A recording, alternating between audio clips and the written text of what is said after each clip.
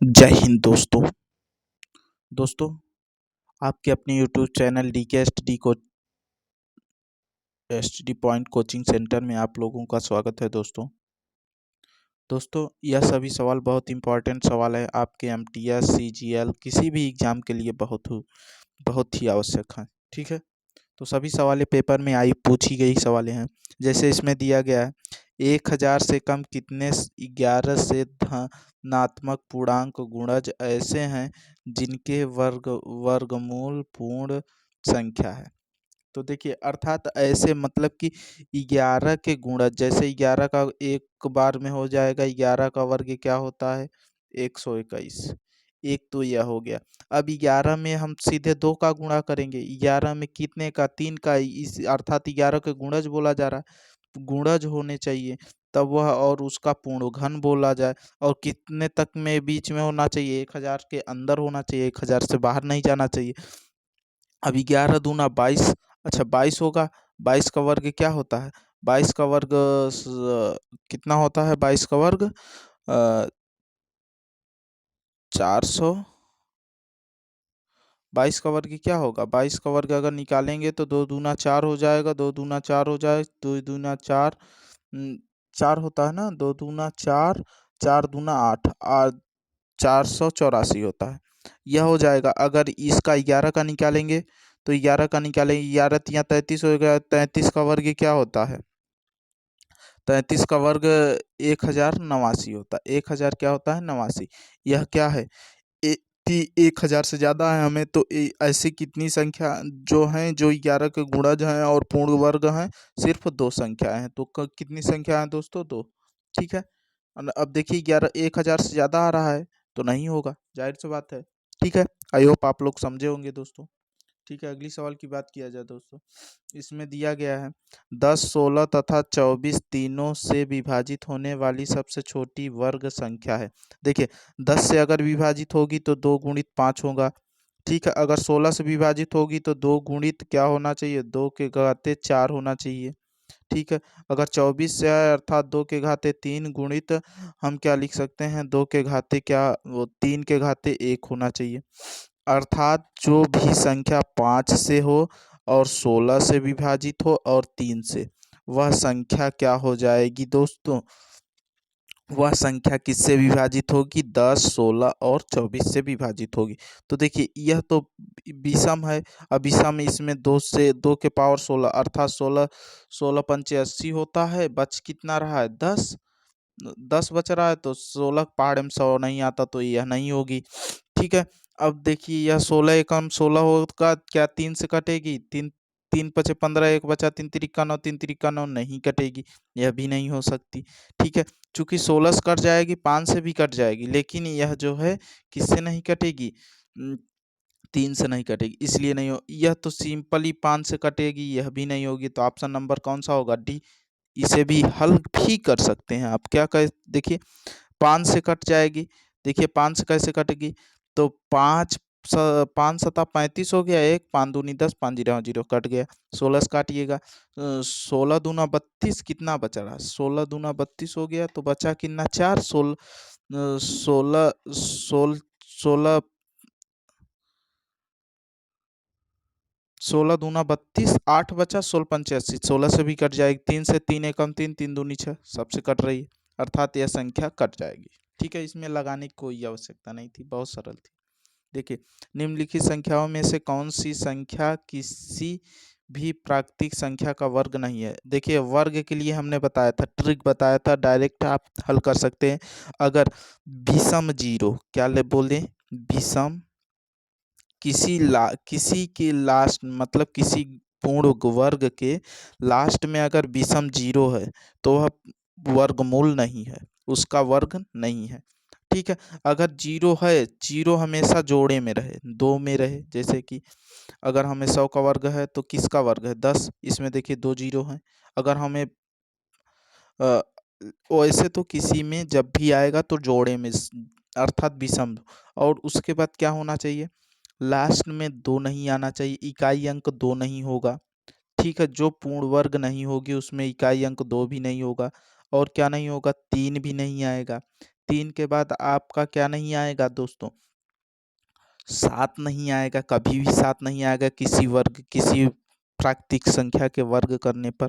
ठीक है, 7 भी नहीं आना चाहिए और 8 भी नहीं आना चाहिए। यह आप याद कर लीजिए, यह 4 संख्याएं इम्पॉर्टेंट है। अगर यह आप याद कर लेते हैं तो आपको पूर्ण वर्ग पहचानना आ जाएगा। जैसे इकाई अंक देखिए 6, यह हो सकती है, 5 भी हो सकती है, यह 2 नहीं हो सकती, 2 हमने नहीं बताया।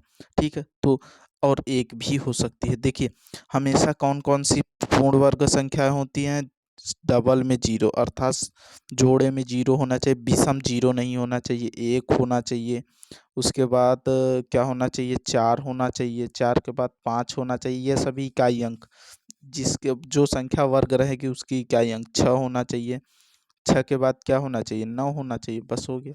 इतनी संख्याओं का हमेशा क्या होता है, वह संख्या इकाई अंक अगर यह इतने में यह सभी संख्याएं हैं तो वह संख्या पूर्ण वर्ग होगी। तो आप जाहिर से बात, अब इसमें से कौन सा सही हो जाएगा कौन नहीं है, यही है। अब बकिया सब हैं। ठीक है, अगली सवाल की बात किया जाए दोस्तों, यदि दो संख्याओं का योग और अंतर क्रमशः 20 और a है, अर्थात a प्लस बी बराबर 20 दिया गया है, a माइनस बी बराबर 8 दिया गया है, तो उन उन संख्याओं का वर्गों का अंतर, इसमें कुछ भी नहीं है दोस्तों। इसमें क्या है, कुछ भी नहीं, उन संख्याओं का वर्गों का अंतर पूछा गया है। ठीक है, तो देखिए पहले ए और बी का मान निकालने के लिए हमने बताया, ए का मान निकालिए, दोनों को जोड़कर 2 से भाग दे दीजिए, तो 20 8 28, 28 में से 28, देखिए 20 8 28 बटे 2 हो जाएगा, 2 से 14 आ जाएगा, हमने बताया था, अर्थात ए बराबर क्या आ गया 14, तो बी बराबर निकाल लिए, बी का मान घटा कर निकालिए। तो यहाँ पर 20 में से 8 घटाएंगे तो 12 बटे क्या हो जाएगा 2, घटा के आधा करना है तो 2 छंगे 12, अर्थात ए बराबर 14, बी बराबर 6, दोनों का वर्ग कर दीजिए। ठीक है, और वर्ग करके जोड़ दीजिए। ठीक है, तो वर्गों का योगफल अर्थात ए स्क्वायर प्लस बी स्क्वायर का मान पूछा जा रहा है, ओ सॉरी अंतर पूछा है, यहाँ घटाना है। ठीक है, तो 14 का वर्ग क्या होता है, 14 का वर्ग कितना हो जाएगा, 14 का वर्ग 196 होता है, 14 का वर्ग 196 होता है, और 6 का वर्ग कितना होता है 36 होता है, दोनों को माइनस करेंगे तो 0 आएगा, यहाँ पर 6 आएगा, यहाँ पर 1, अर्थात क्या आएगा 160, ऑप्शन नंबर डी हो जाएगा। यह तो समीकरण हल करने के लिए हमने बहुत अच्छी तरीके से वीडियो बताई है, और यह वाली सवाल जो है इस पर भी वर्गमूल पर बेहतरीन ढंग से क्लास बताई है, पूरा प्लेलिस्ट बनी है, उसको देखिएगा। ठीक है, यह सभी दोनों सवालें बता चुके हैं, तो उसको ध्यान देकर देख लीजिएगा। ठीक है, आपका कॉन्सेप्ट भी क्लियर हो जाएगा। अब यहाँ पर कॉन्सेप्ट कैसे बताएं दोस्तों। ठीक है, वह छोटी से छोटी कौन सी संख्या है जिसे 392 में गुणा करने पर संख्या पूर्ण वर्ग हो जाती है। तो देखिए कुछ नहीं करिए, आप 392 का खंड कर दीजिए। इस तरीके की सवाल जब भी पूछी जाए कौन सी संख्या गुणा करना है या घनमूल करना है, तो इसमें कुछ नहीं करना, आपको सीधे वर्ग क्या करना रहता है, अभाज्य गुणनखंड। तो 2 से काटिए, इकाई अंक 2 है, 2 एकम 2 हो जाएगा, कितना बच रहा है दोस्तों, 1 बच रहा, 2 9 18 हो जाएगा, फिर 2 2 छंगे 12 हो जाएगा। ठीक है, अब इसे भी 2 से अभी काटिए, 2 9 18, 2 8 16 हो जाएगा, फिर 2 से काट दीजिएगा, 2 चौके 8 हो जाएगा, 2 9 18 हो जाएगा, 7 से काटिएगा, 7 7 7। ठीक है, तो कौन सी संख्या देखिए जोड़े में होनी चाहिए, जोड़े में किसका जोड़ा नहीं बन रहा है, अगर 1 2 और गुणा कर दिया जाए, अर्थात 3 9 2 में अगर 2 का गुणा कर दिया जाए तो संख्या क्या हो जाएगी, पूरी तरीके से पूर्णतः विभाजित हो जाएगी, तो वह कौन सी संख्या है 2, तो जिसका पूर्ण वर्ग बन जाएगा। ठीक है दोस्तों, ठीक है, तो वह संख्या 2 है जिसमें इस संख्या में 2 से गुणा कर दिया जाए तो संख्या पूर्ण वर्ग हो जाएगी। ठीक है, कर लीजिए, 2 दूना 4 हो जाएगा, 2 9 18 का 8 हासिल लगा, 1 2 2 2 तिहाई 6 1 7, 784 किसका वर्गमूल होता है, 784 7 चौक 28, 28 का वर्गमूल होता है 784। ठीक है, गुणा तो सही किया गया ना, 2 दूना 4, 2 9 18 का 8 हासिल लगा, 1 2 3 6 1 7, सही है। 784 किसका होता है, 28 का वर्गमूल होता है। ठीक है, तो आप लोग समझे होंगे दोस्तों। ठीक है, अगली सवाल लास्ट सवाल है दोस्तों, इस सवाल को आप लोग अवश्य लगाइएगा, बहुत सरल सवाल है दोस्तों। ठीक है, निम्नलिखित में से कौन सी संख्या पूर्ण वर्ग भी है और पूर्ण घन भी है। अर्थात इसमें जैसे यह इसको देखिए, 7 का क्या है, 7 का घन है, 7 सता 49 सत्ते 343 होता है। यह 5 का क्यूब है और यह 3 का सॉरी यह 9 का स्क्वायर है। ठीक है, 9 का स्क्वायर है। और यह क्या है, यह तो देखिए इसको हम 8 का वर्ग भी कह सकते हैं और 4 का क्यूब भी कह सकते हैं। ठीक है, देखिए 8 अठाई 64 होता है और 4 चौ 16 चौका 64 अर्थात 64 भी होता है। ठीक है, तो अर्थात यही 64 क्या है, एक ऐसी संख्या जो घन भी है और एक वर्ग भी है। ठीक है, तो आई होप आप लोग समझे होंगे। ऑप्शन नंबर बी हो जाएगा।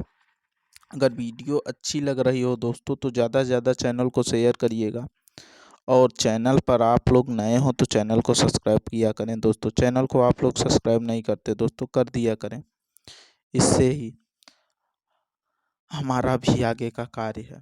ठीक है, तो जय हिंद दोस्तों।